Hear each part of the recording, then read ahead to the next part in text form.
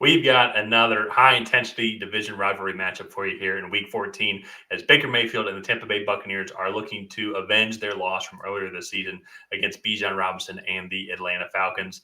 Atlanta Falcons went down there several weeks ago and pulled out a close victory against the Buccaneers, 16-13, based on Young Hoku kicked a 51-yard field goal to win the game. And for being completely honest, I know you might think I'm biased, but Falcons should have blown the Bucs out of the water. But that was during Desmond Ritter's, but probably still turnover happy type season so far here. So hopefully that does not happen here as a Falcons fan. But Falcons got a big win against the New York Jets this past week.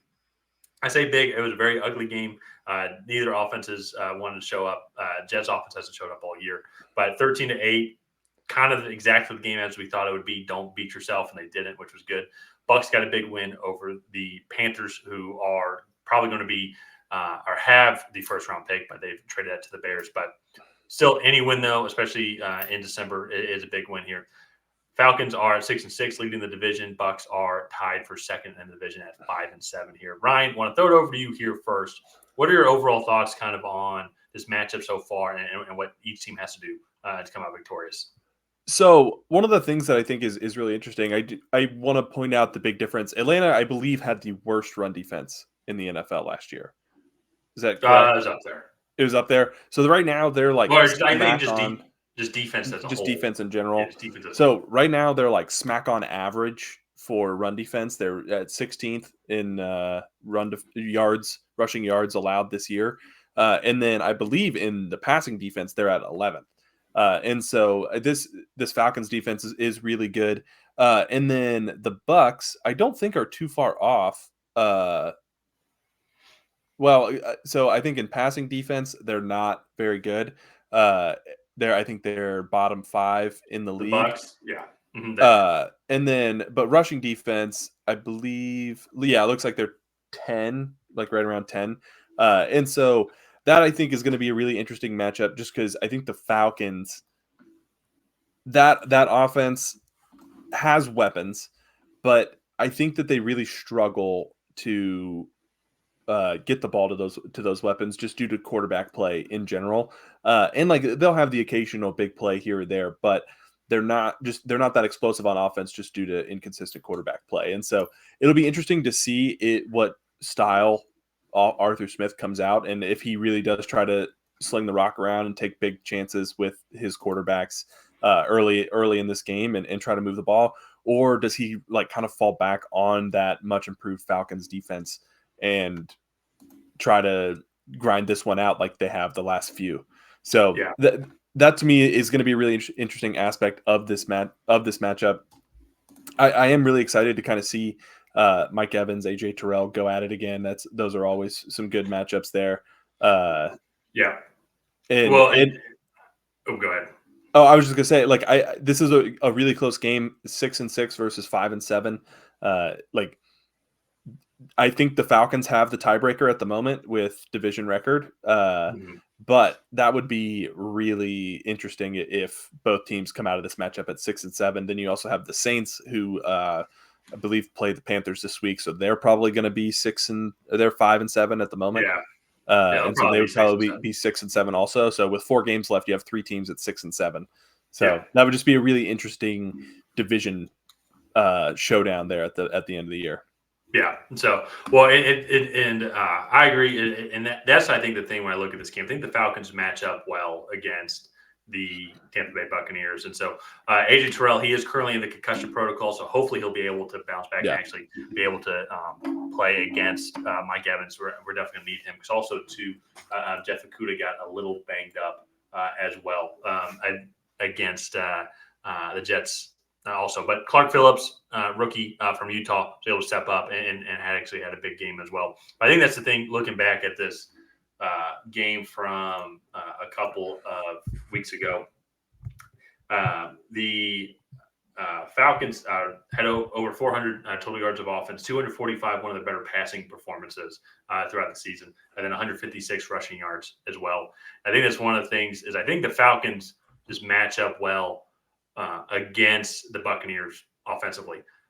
Falcons are not the best passing team overall. They definitely like to run the ball more, and they're one of the best running teams in the league. I think they're 6th overall in rushing right now. But so I think they're able to control that offensive line, even though the Bucs, probably one of their strengths, I would say, would be maybe that front seven. The Falcons are still just able to best them, and they've been running the ball a lot more efficiently, especially over these past couple of weeks. But throwing the ball wise, the Bucs are so inept in the passing defense that it does really open things up and make things a little bit easier for this Falcons offense and for Desmond Ridder to hit Drake London or to hit Kyle Pitts or Scott Miller or any of those other receivers that they got in free agency. So I think that is going to help out a bunch for this offense. That's what helped them out last time. Because if we're being honest, they had 3 fumbles in the red zone in that first game, left at minimum 17 points off the board against this team. Should not have even been a game. And I think one of the things, too, with this Buccaneers offense is they have had a tendency to just stall. Offensive line, I think, has exceeded expectations, but still not particularly great. They're one of the worst running teams in the league, currently 3rd worst running team, barely over 1,000 yards so far on the season. Even without Grady Jarrett, this defense has improved significantly. Now, that being said, though, they do have some injuries and some players that they're going to need to watch as well if they're going to be able to play this week. One that I mentioned already, AJ Terrell in the concussion protocol. Hopefully he'll be healthy. Have seen some players not miss a game this week. Chris Olave, for example, did that, got a concussion against the Falcons the week prior, but he was able to play against the Lions this week. So hopefully that'll be able to help out. Did happen on the first drive of the game for the Falcons, so I don't know if that means anything, if that helps with their recovery process. Probably not. I'm just joking. But a big one, I would say that we need to watch. Caleb McGarry did also go out of the game. He did not return. Looks like he has an MCL sprain, so he might miss some time. Storm Norton filled in. So I think he did a fine job. Obviously would prefer to have McGarry in there. But still, I think the biggest one, though, actually, maybe outside of Terrell, Nate Landman also did hurt his knee, and he did not come in. He's been the linebacker that's filled in for Troy Anderson. He's had an amazing season so far. And I need to go back and double check, but I think his injury wasn't considered super serious, no long-term concerns. But still, though, might miss this week. And being down on the linebacker as well, Caden Ellis has played well. We've had great, honestly, season from all of our linebackers, even when Troy Anderson wasn't. But Caden Ellison has been a great free agent signing. Nate Landman has filled in perfectly. Even Arnold Bedeke and even Bud Dupree, I say their names too. They're left outside linebacker and then right outside linebacker. They're really just edge rushers. So I understand the nuance there. But honestly, all of them, I've been impressed with them this year. This defense as a whole has just been phenomenal. From signing Jesse Bates, getting David Onyemata, Calais Campbell, then even traded for Contavious Street, I think has helped mitigate a little bit of the loss from Grady Jarrett, who's one of the best defensive tackles in the league. I say all that, though, too, it just making sure we're healthy going into this game, because that's where I think we're able to stymie the Bucs offense, which hasn't really been super explosive at all this season. I already mentioned the running game. Passing game wise, they're just a little bit better than the Falcons, but still technically below average statistically. Just 2,645 total yards of passing offense. And even if you look at that game from a couple weeks ago or from a month ago, only touchdown that they scored was off just kind of a jump ball misplay that Mike Evans had over AJ Terrell. That was like 45 yards. Other than that, Buccaneers couldn't really do anything offensively. Now they're going on the road to Atlanta, where Atlanta has played pretty well this season, where they're in their environment. So I think it's going to be a heavy dose of running the ball and then opening things up in that play action. Desmond Ridder seems to have been playing better over these past couple of weeks since he got benched and then after the bye as well. Really like what I've seen from them. Just overall, I think just spreading it out running wise with Bijan. Obviously, he's really come on strong.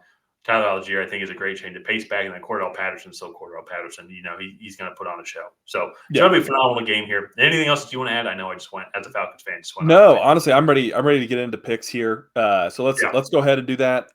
If you guys have not already, please go ahead and like and subscribe. Tyler and I have a unique goal of getting to 2,333 subscribers by the end of the year. That would put us at 2,000 subscribers within this calendar year. So if you could help us achieve that goal, we would very much appreciate it. And Tyler, I'm going to throw it over to you. I think I already kind of know who you're picking here. You've picked them every single season. Or every single game. I did not pick season. them last season at all. Yeah, So. yeah. You picked them every single game this season, but I'm gonna throw it over to you to tell people why you're picking the Falcons. Yeah, Falcons. A lot of what I just stated there. If you just go back and look at the game from last week, from 3 weeks ago, I believe. No, it was week 7, and so from a little bit over a month ago. But then also, if you incorporate though the change into last week as well. The last week they did exactly what they've done the past couple of weeks. They've protected the ball. They have not beaten themselves. And one of the reasons why we almost lost to the Buccaneers a couple of weeks ago is we just kept them in the game. We had those 3 turnovers in the red zone, missed points opportunities. And I think we just had that mentality of it's like, look, we're the better team. We can't be beating ourselves. Let's just play our game. Let's run the ball down their throat. That's going to open up the play action here. Going to hit Kyle Pitts, hit Drake London. I'm not too concerned about, like, I've seen stuff like Drake London only has 1 catch. Kyle Pitts has definitely not had the season. Obviously, in the offseason, we can address the quarterback position and how we want to pass the ball more efficiently to them. But right now, though, what has been winning us games has been the fact that we have just been running the ball down teams' throats. And then when they're expecting to run in like a 2nd and short or 3rd and short situations where we do that play action pass, which is going to open up guys to shoot. That's how Michael Pruitt was open for the only touchdown of the game. A great throw and catch by Ritter to Pruitt. So a lot of different guys here that I think are just stepping up. Not the flashiest of guys, not the flashes of offenses. Definitely kind of a gritty style of play.